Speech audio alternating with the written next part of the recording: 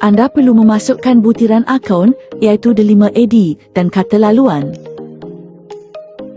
Anda boleh menukar bahasa di aplikasi AINS. Pertama, klik di penjuru kanan sebelah atas skrin. 2. Klik tukar bahasa.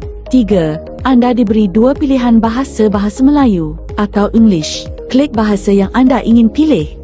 Berikut adalah langkah-langkah untuk merekod bahan bacaan anda. Pertama, klik butang ANS atau pada bar navigasi di bahagian bawah. 2. Pilih sumber bacaan anda. Isikan maklumat buku anda seperti tarikh, tajuk, jenis buku, penulis, penerbit dan tahun terbitan. Klik seterusnya untuk meneruskan sesi. Tulis rumusan dan pengajaran yang anda dapat daripada bacaan anda. Pilih penarafan daripada 0 hingga 5 bintang untuk tahap penilaian anda kepada bacaan tersebut. 5. Tambah imej kulit buku jika ada. Sila semak semua butiran adalah betul sebelum menekan butang hantar. Klik hantar untuk proses seterusnya. Untuk melihat senarai rekod bacaan anda, ikuti langkah berikut.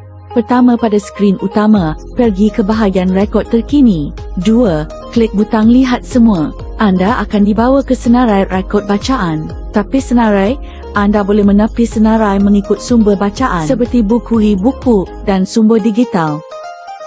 Untuk pergi ke carta pendahulu, anda perlu klik carta pendahulu pada skrin utama.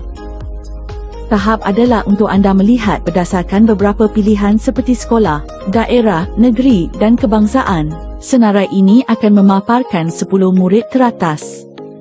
Pengiktirafan adalah halaman di mana pengguna boleh melihat jumlah bahan bacaan. Laluan carta batuan menunjukkan pengiktirafan murid dari mata terkumpul terkini dan akan datang. Seterusnya, profil adalah halaman di mana pengguna boleh melihat maklumat dan butiran tentang mereka seperti nama, sekolah dan sebagainya. Ia juga mempunyai graf yang menunjukkan bilangan rekod bacaan pada setiap bulan. Untuk log keluar daripada apps AINS, sila ikut langkah berikut. Pertama, klik di penjuru kanan sebelah atas skrin. 2. Klik log keluar. Demikianlah langkah-langkah untuk menggunakan aplikasi AINS.